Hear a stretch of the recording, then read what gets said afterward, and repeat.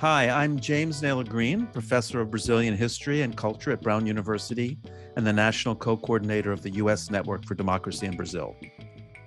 This program is part of the Democracy Observatory and is supported by the Washington, Brazil office. This is Brazil Unfiltered. Today, I have the pleasure of welcoming Gladys Mitchell-Walthour, who is an associate professor of public policy and political economy in the Department of African and African Diaspora Studies at the University of Wisconsin-Milwaukee. She specializes in Afro-Brazilian political behavior, Black racial identity, discrimination, affirmative action, and the Bolsa Familia program in Brazil. She served as the president of the Brazilian Studies Association from 2018 to 2020, and is currently the national co-coordinator of the U.S. Network for Democracy in Brazil, as well as a member of the board of directors of the Washington, Brazil office. She is the author of the Politics of Blackness, Racial Identity and Political Behavior in Contemporary Brazil, published by Cambridge University Press in 2018. Her work has appeared in numerous peer-reviewed journals, including Latin American Politics and Society, Politics, Groups, and Identities, and the National Political Science Review. Gladys, welcome to Brazil Unfiltered. Thank you. I am so happy to be here today, Jim. Thank you so much for the invitation. So March 14th will mark the 4th anniversary of the assassination of Marielle Franco. Who was she and why does she continue to be an international symbol, sparking commemorations of the anniversary of her assassination worldwide? Marielle Franco was an Afro-Brazilian politician, activist, who fought for the rights of Black people, Black women, young people, low-income people, youth, LGBTQ plus people. You know, we could go on and on. So she was a really important person in the struggle for Black rights. She stood up against the repression of Black people in communities, especially repression by police. And I think that is also one of the reasons that people connect so much with her throughout the world, but especially just thinking about Black people throughout the world. Due to what she stood for and what she fought against, people really connect with her. And this is why people continue to celebrate her legacy. So could you tell our listening audience a little bit about what happened to her? How was she assassinated? What was the story there? So Marielle Franco was extremely important due to being a city council person in Rio. But she was also this politician a politician and activist who was very well known, who stood up against the police. She was killed on March 14, 2018. And this was largely due to her being so visible and also speaking out against the police repression of favela communities, communities such as Mare, where she was from, and other favela communities throughout Rio. She was extremely outspoken, and so many people believe this is why she was a target. So so she was killed in March of 18, and Bolsonaro was elected president in October of 2018. What have been the policies of the Bolsonaro government since he come to power? I think the policies of the Bolsonaro government has been largely one of ignoring the rights of marginalized communities, but also legislation or policies such as the tough on crime type of stance he took as he ran for office. Those type of policy stances have been detrimental to Afro-Brazilian communities, and people have mobilized against that. In terms of what we're thinking about today, I think the way that he has not responded to the pandemic has also had a huge impact on marginalized communities, including Afro-Brazilians. So very much like the United States, where Afro descendants have been more negatively impacted in terms of having a higher rate of death due to COVID-19. Something similar has happened in Brazil, where Afro-Brazilians have a higher propensity of dying compared to white Brazilians. And he really hasn't taken a serious stance on fighting the pandemic. He still has not been vaccinated. He refuses to wear a mask. He still promotes conspiracy theories And these things have had a huge impact, a huge negative impact on Afro-Brazilians. So as many of our listeners will know, slavery was abolished in Brazil in 1888. It was the last country in the Americas to end the institution. While less than 1 million Africans were forcibly moved across the Atlantic and ended up in the United States, approximately 5 million enslaved Africans survived the Middle Passage, that horrible transition from Africa to the Americas, and ended up in Brazil. So what have been the legacies of the enslavement of Africans in Brazil today? What's the status of people of African descent in Brazil? I think it's an excellent point that you brought up, Jim. And this is often something that I point out to U.S. audiences, because a lot of times people assume that most Africans were brought to the United States, which we know, in fact, when we compare Brazil to the U.S., Brazil received a much larger or number of Africans than we did here in the United States. I think in terms of the legacy is that you have a lot of inequality. And so it's important for us to talk about the impact of slavery, but also the ongoing efforts to continue that legacy of slavery, which is what you can see throughout the country. And of course, there have been advances, but when you look at things such as unemployment, when you look at poverty rates, when you look at education or educational attainment, all of these things reflect a legacy of marginalizing Afro-descendants in Brazil, with Afro-Brazilians being on the bottom when compared to white Brazilians. So, I mean, I think one of the things that Marielle Franco represented was the empowerment of Black women to be engaged in formal politics, as well as being leaders in social movements and community activism. So what has been the actual role of Black women in politics in Brazil? This is an excellent question. And I've really been looking more at this in one of my my second projects, but close to my conclusion of the book. And really, after Marielle was assassinated, of course, it was a horrible situation. But Afro-Brazilian women, which they have always, being served as activists, grassroots activists, kind of informal leaders, even when they're not acknowledged or recognized as leaders. So they've always been doing that work, but people have been committed to not being silenced. And they've said, even though you tried to silence Marielle Franco, you as in the Brazilian state or those in power, they continue to say that we will not be silenced. And so it really inspired a number of Afro-Brazilian women to run for political office. So even for those, many did not win, because it's still very difficult to be elected to office in Brazil. You still have to have a number of resources. They don't have the same kind of connections as other politicians who maybe had a grandfather or a great-grandfather who, ran for office and held office for a long time. So they have that name recognition.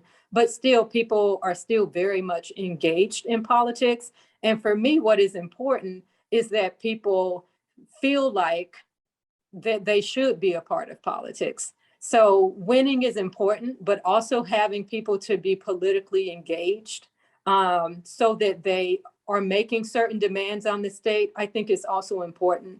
And it's, really that is one of the results of Marielle Franco's assassination, as well as I just also want to mention that her sister, Aniele Franco, has just done a tremendous job and an excellent job at really making sure that people continue to push for all of those things that her sister pushed for. And she's been making just so many connections with people throughout the world with the Marielle Franco Institute. They're conducting their own research. So she's continuing that legacy and also supporting other Afro-Brazilian women to run for office. In fact, we're very honored that the Washington, Brazil office has that the Instituto Marielle Franco Institute is a part of the Washington, Brazil office, is one of our affiliate social movements in Brazil. So when I lived in Brazil in the 70s and studied at the University of Sao Paulo, it was really notedly the absence of Afro-Brazilian students. The structure of the universities required passing an entrance exam. People who went to public schools had less of an advantage, and most of the kids who went to the university were people who came from middle class or upper middle class backgrounds, and their parents invested in private high schools to prepare them for the entrance exam. And that really changed, and it's really a notable change. It started slowly under the government of Fernando Cardoso when he initiated some affirmative action programs in the Ministry of Foreign Relations, but really picked up under the Lula and the Dilma Rousseff administrations, where there has actually been a situation where by law, 50% of the students going to the public universities, which are free, had to be of African or indigenous descent or low income. What has been the effect of that program, which has been in effect in different manifestations over the last 10 years on Brazilian society? It's a great question. It has really had a tremendous effect, right, on increasing the number of Afro-Brazilian students. So, you know, just like you mentioned earlier, it was rare to see Afro-Brazilian students on campus. But then with the introduction of affirmative action policies, first both in public and private universities, but then actually signing this legislation, which President Dilma Rousseff actually signed, which goes up for renewal actually this year in 2022, there has been a huge increase. And there have been some studies, you know, saying that now the public universities are now majority Afro-Brazilian. Now, there are other researchers, such as Salas Santos, who actually questions those numbers, because when you actually go into certain fields, such as medicine or engineering, on paper, it may say that you have Afro-Brazilians, but then when you actually look, you may not actually have any. So there are some people, you know, who question the numbers because there are students who commit fraud. But in general, there has been a huge increase. And I think, of course, that this is something very positive. But I think we also, just kind of thinking ahead, which people are doing this, is that we also have to consider and advocate for affirmative action in employment. The hard thing is to have the affirmative action in private employment. But really, when you, again, kind of similar to the United States, when you look at the rate of unemployment of college graduates, of Afro-Brazilian college graduates compared to white college graduates, the rate of unemployment is still higher for Afro-Brazilian students. And of course, just the legacy of Brazil is to say, this is different now. But the legacy is to say, oh, well, discrimination is based on class. That's because people didn't have enough education. But now we're looking at students who have the same education, but Afro-Brazilians are still facing barriers to employment, which is due to skin color discrimination. So you raise a very important question here, because as you know so well, historically, racial segregation in the United States was based on the one-drop rule, that if you had any African ancestry, you were considered Black. And for centuries in Brazil, skin color and tonality of skin in part determined one's socioeconomic status. And if you were of mixed race background, you had more possibilities of rising in society over those of stronger African descent, although it's very complex. It's a very simplification of a social phenomena, historical phenomenon. Now, that identity model changed. And I, again, lived in Brazil as I saw that transforming. And today, according to census, people of mixed descent and of African descent, pure African descent, in the census are over a majority. They're over 50% of the population. Although some people in Brazil would say, well, light-skinned people aren't really Black, they're pardo or they're mixed racial background. But that's really changed. Why do you think that change took place in Brazil? Yeah, I think a lot of that took or this change that we're talking about is really due to Black movement activism, right? So for a very long time, activists have really advocated for Afro-Brazilians to accept their African identity.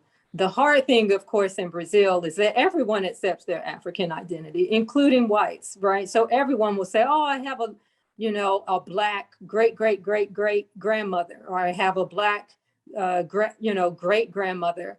And then in general, the country embraces its African roots. So very different from the United States, where of course we also have whites with African ancestry, but people aren't going to claim that ancestry. But part of the Brazilian identity is to say, we have African roots, we have European roots, and we have indigenous roots. So that really made it complicated for Black activists to then to kind of separate the national identity from a Black identity.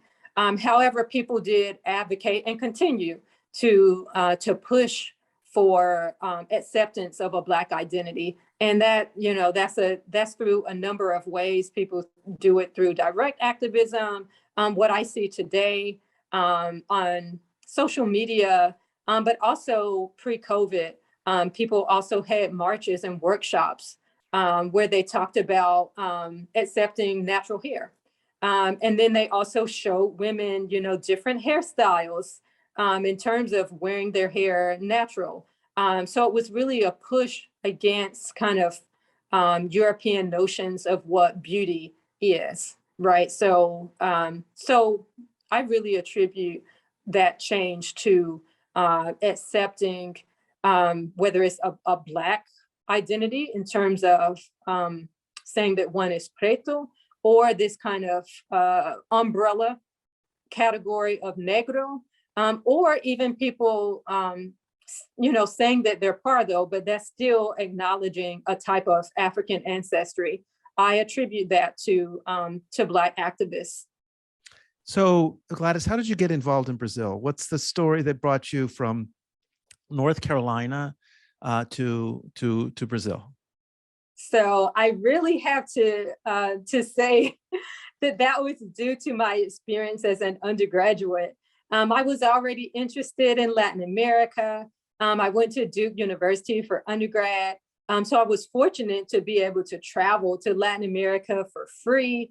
I went to Mexico, to Honduras, to Costa Rica. All of these were free trips. And I was also able to take classes on Latin America. But when I took my history class, that was, I think it was also history and like a joint class with African American studies or something. But it was a class that John French offered, and it was on Afro-Brazilian history and culture. After that, I was hooked. So I knew that I wanted to study Brazil. I didn't know what I was going to do with Brazil. I didn't know when this was going to happen. And I think I took that class either my second or third year. But after that, I knew, so Latin America was already on my radar, but after that, I knew that Brazil would be the country that I wanted to either do some type of development work in, or some type of activist work. I really didn't have a clue of what it would be as an undergraduate student, but that was really what hooked me. And what was it about Brazil or the class that John French taught that kind of grabbed you? What was it that you learned in the class? I have that experience with my students. I tell them at the beginning of the class, 5 or 6 of you are going to fall in love with Brazil by the end of the class. And they come in, how did you know? How did you know? That's great. Yeah, it was really, I really could say everything. So I remember we learned about African-derived religions. I remember we learned about Benedita da Silva. We read, I think it was Medina Benjamin's book. This was a while back, but she had a book about Benedita da Silva. So I learned about, Black women politicians. I learned about religions, culture, the history, all of these things throughout the class. I kept thinking, wow, some of this is a little similar to the United States, but some of it is just so different. It really fascinated me. And so it was really that the thirst for learning more about what was going on in Brazil that really pulled me in. Wow. And so then you've written a book, a very good book called The Politics of Blackness, Racial Identity and Political Behavior in Contemporary Brazil, published in 2018 by Cambridge. And Yes. how did you get into? So tell us about the book. Yes. So that book is about Black group identity and really the impact of Black group identity on political behavior or political choice. So during my PhD field work, a lot of my work was survey work, but I also did some in-depth interviews. And I was really interested in this notion of Black linked fate, which is something that people study in the United States. And they're really trying to get at, so scholars such as Michael Dawson and a number of other scholars are really trying to look at, well, why is it that African Americans feel some attachment to other African Americans? And so Dawson really came up with this theory that is due to historical discrimination. I was really interested in whether that exists in Brazil. And if so, why? Dawson's work doesn't have a follow-up survey question to ask why people feel this way.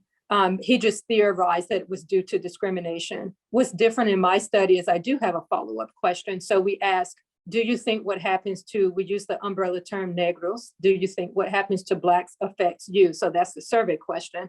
And then I also have it in in-depth interviews, but it's followed up by, if they say yes, it's followed up by, well, why? And many people talked about discrimination. So for me, this was fascinating that you have two countries, two different histories, but of course, both have a history of slavery. So they both have that legacy. They both have the legacy of continued discrimination, but they both have different national myths, right? So in the US, our myth is if you work hard, you will be successful. In Brazil, their myth was we don't have discrimination because we have a racially mixed population. But I still find that in both countries, people believe what happens to other Blacks affects them largely due to discrimination. And so that was the one big finding. The other finding was I was interested in whether I would find what Dawson also found in his work was, well, okay, if people demonstrate that they do feel a connection to other Blacks, do they also support certain racial policies for the group? And I found evidence. So in Brazil, I considered 3 cities, which was Salvador, Sao Paulo, and Rio. And of course, I know those are all 3 large cities, so I can't generalize for the other cities in Brazil, nor can I really generalize for those cities since, these are relatively small samples, but there are high rates of group identity and those people who have this kind of sense of linked fate, they end up supporting policies such as affirmative action. So how has that been mixed up with the growth of the evangelical Christians? I know you're a woman of faith, and how does that affected the growth of conservative evangelical Christians? Because we have a very strong, of course, tradition of Protestant Blacks who were very progressive, very much involved in the civil rights movement. Obviously, Martin Luther King led the civil rights movement with many other important ministers, and they remain important. How's that different in Brazil, or what's going on in Brazil? And that's a great question. And I always get this question when when people discuss my first book. So what I'm doing in the second book, which is under contract with Columbia University Press, that one is actually looking at Black women social welfare beneficiaries and their political opinions.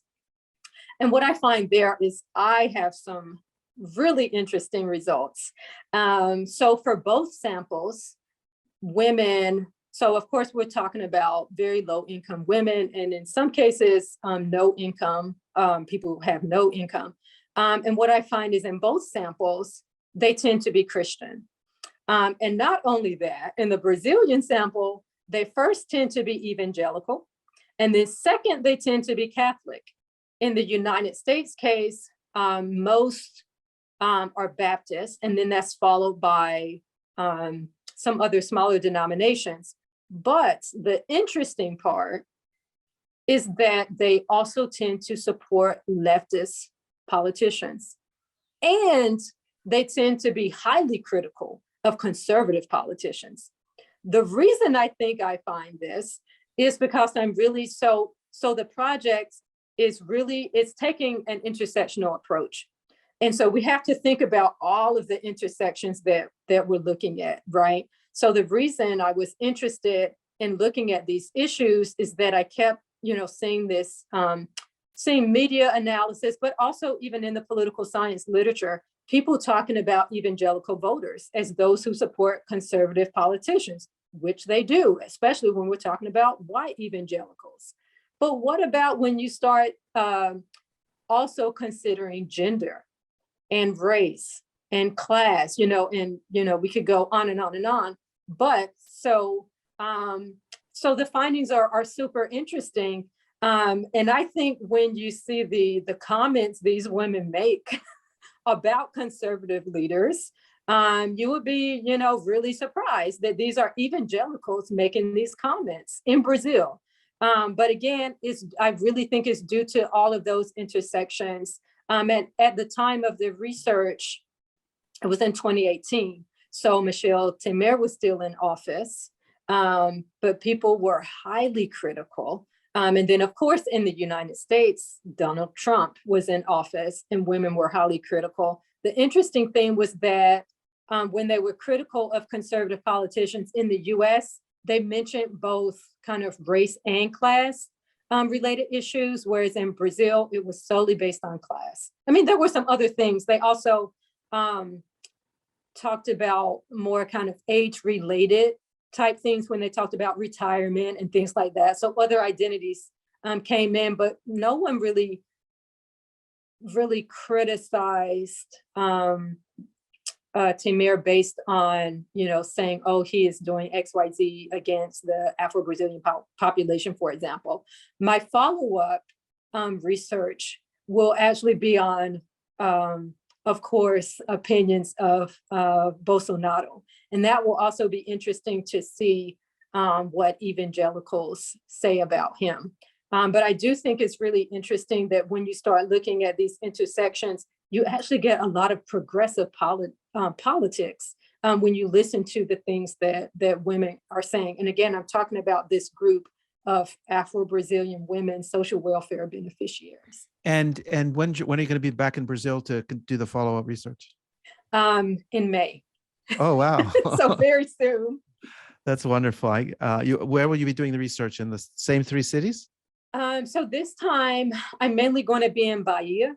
But I really want to see what people are saying in smaller cities. I'm always in large cities.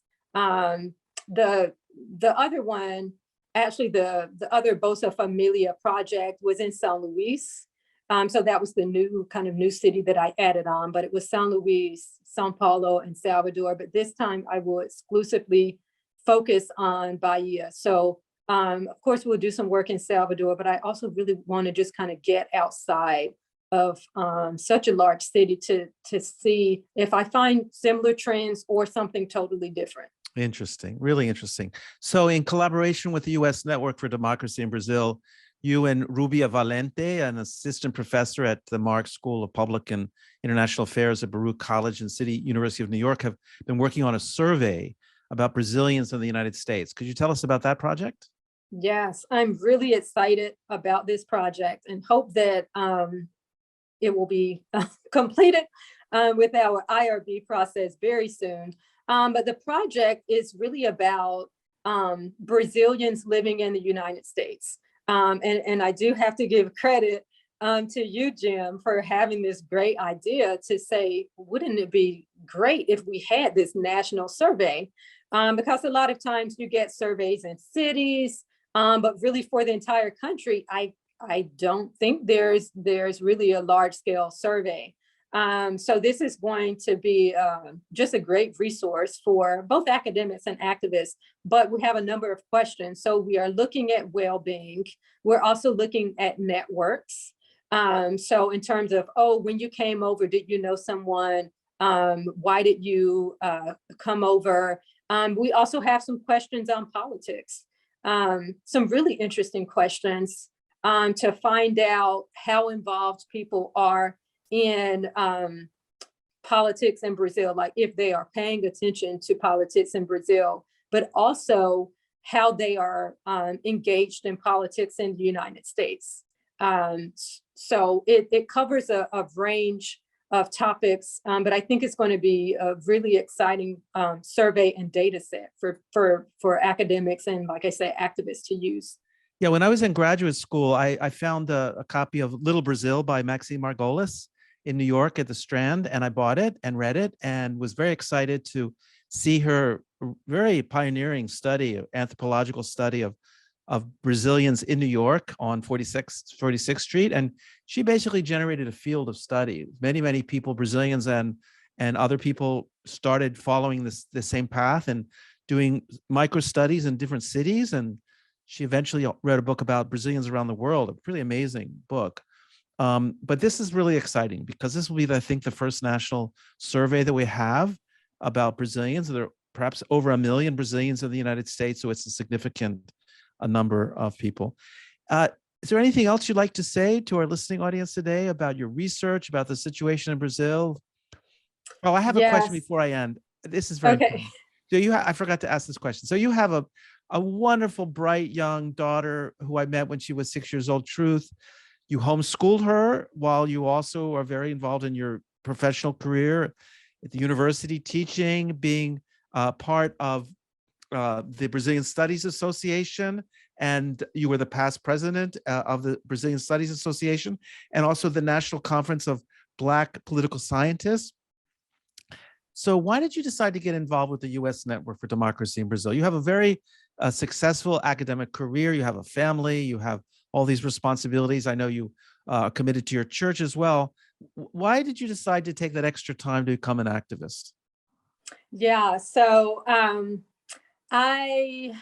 so in terms of, so for my church, I actually attend virtually, and that's Trinity United Church of Christ that I attend virtually, but which promotes very much of Black liberation theology. So that's why I really love that church. But the reason that I'm involved in the U.S. Network for Democracy in Brazil is really, it allows me to do the type of work that I would be doing if I were not an academic.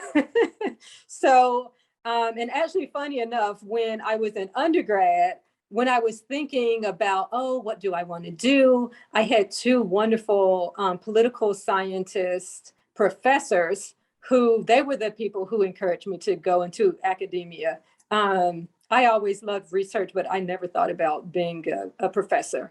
I thought, oh, all they do is write books. They don't really do anything. We need people who actually want to do, be involved in change. And so I was more thinking that I would go either advocacy or activist route.